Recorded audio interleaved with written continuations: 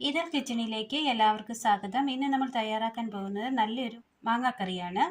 അതിനായി മാങ്ങ അല്പം വലുപ്പത്തിൽ അരിഞ്ഞത്, തേങ്ങ തിരുമിയത്, സബോള അരിഞ്ഞത്, ചെറിയുള്ളി. ഇനി ഇതെങ്ങനെ തയ്യാറാക്കാമെന്ന് കൂടി നോക്കാം. അടുപ്പത്തൊരു ചട്ടി വെച്ച് കൊടുത്തതിന് ശേഷം അതിലേക്ക് വെള്ളം ഒഴിക്കാം. അതിലേക്ക് മാങ്ങാ കഷ്ണങ്ങൾ ഇട്ട് കൊടുക്കാം. ഉപ്പ് ആവശ്യത്തിന്. ഒന്ന് തിളക്കട്ടെ. ചൂടായി വന്ന പാനിലേക്ക് തേങ്ങ ഇട്ട് കൊടുക്കാം.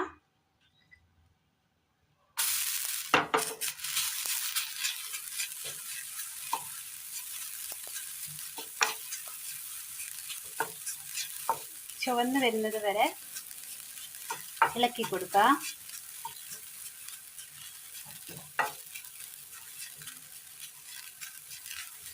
മാങ്ങ തിളച്ച് വന്നിട്ടുണ്ട്. അതിലേക്ക് സബോള അരിഞ്ഞത് ചേർത്ത് കൊടുക്കാം.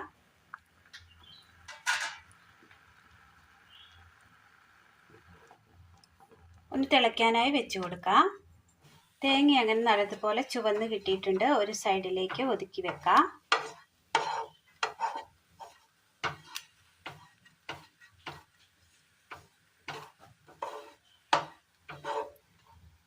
അല്പം എണ്ണ ഒഴിച്ചു കൊടുക്കാം. ഒരു സ്പൂൺ ഉഴുന്ന്, ഒരു ചെറിയുള്ളി അരിഞ്ഞത്,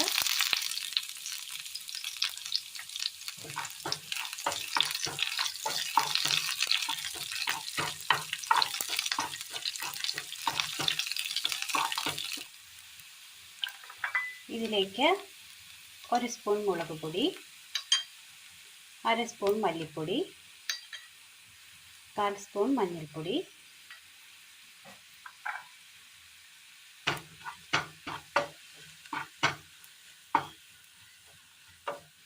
ഒരു തണ്ട് കറിവേപ്പില,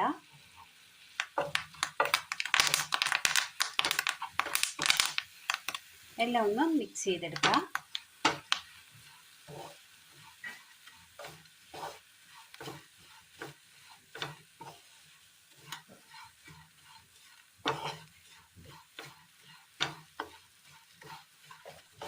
നല്ലതുപോലെ മൂത്ത് വന്നിട്ടുണ്ട്. തണുക്കാനായി മാറ്റി വെക്കാം.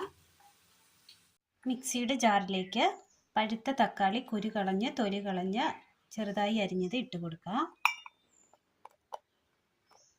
ഇതിന് മുകളിലായി റോസ്റ്റ് ചെയ്ത് വെച്ചിരിക്കുന്ന തേങ്ങയുടെ മസാല ചേർത്ത് കൊടുക്കാം. ഇതിലേക്ക് അരയ്ക്കുവാൻ ആവശ്യമായ വെള്ളം ഒഴിച്ചു കൊടുക്കാം. നന്നായി അരച്ചെടുത്തുകൊണ്ട് വരാം. മാങ്ങയും സബോളയും അങ്ങനെ നല്ലതുപോലെ വെന്ത് കിട്ടിയിട്ടുണ്ട്.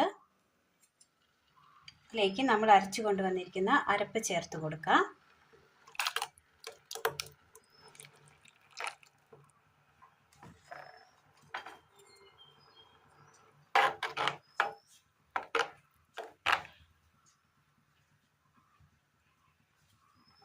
നന്നായി ഒന്ന് തിളച്ച് വരട്ടെ. കറി അങ്ങനെ നല്ലതുപോലെ തിളച്ച് വന്നിട്ടുണ്ട്.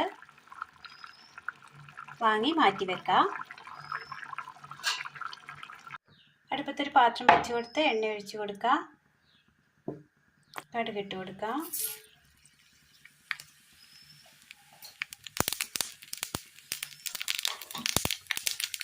ചെറിയുള്ളി അരിഞ്ഞത്,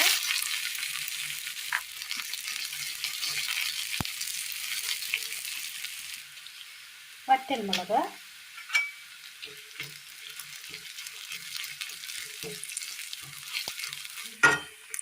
നന്നായി മൂത്ത് വന്നിട്ടുണ്ട്. തീ ഓഫ് ചെയ്യാം. ഇതിലേക്ക് കടുക് താളിച്ചത് ചേർത്ത് കൊടുക്കാം.